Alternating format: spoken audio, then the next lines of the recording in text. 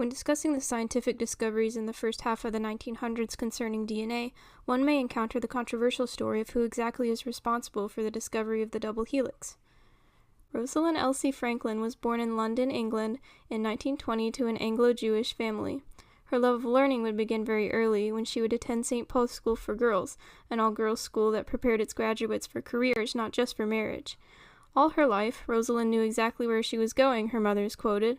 At only 16, she made the decision to study science and left the school to enter a women's college at Cambridge University, where she would major in physical chemistry.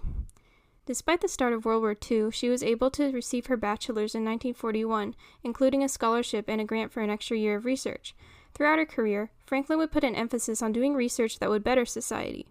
During the war, Franklin would receive her PhD and do notable research in coal chemistry, which would aid war efforts. Eventually, Franklin would do research in France, where she first worked with X-ray crystallography, a process that reveals the structure of matter at the atomic level, where a beam is diffracted, or broken into many beams, when shined through crystals containing a molecule, which creates patterns that can suggest that molecule's overall shape once imprinted onto a photographic plate. This experience led her back to London, where she would investigate the ever-mysterious DNA molecule, an incredibly popular topic in science at the time. This is where, in 1952, Rosalind Franklin would use X-ray crystallography to take the groundbreaking Photo 51, the first clear image of the double helix, confirming the shape of DNA. But for the rest of her life, Franklin would not see recognition for this massive achievement.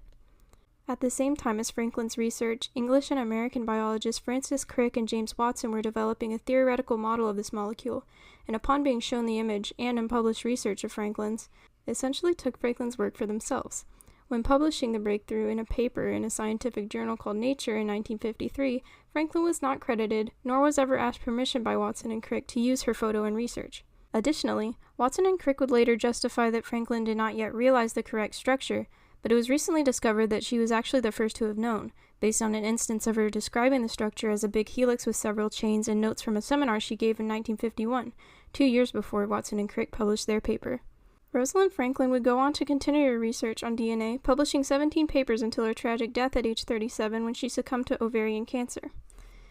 Though popularized, the narrative that Franklin was completely robbed of her recognition as a scientist is an exaggerated one. Despite her lack of credit for the discovery of the double helix in particular, Franklin was able to become a renowned and appreciated scientist in a time when women lacked representation in careers such as hers. Though she did not live to see proper praise for her work, this injustice should not be the only reason we speak of her as a scientist. Her dedication and contributions to science should.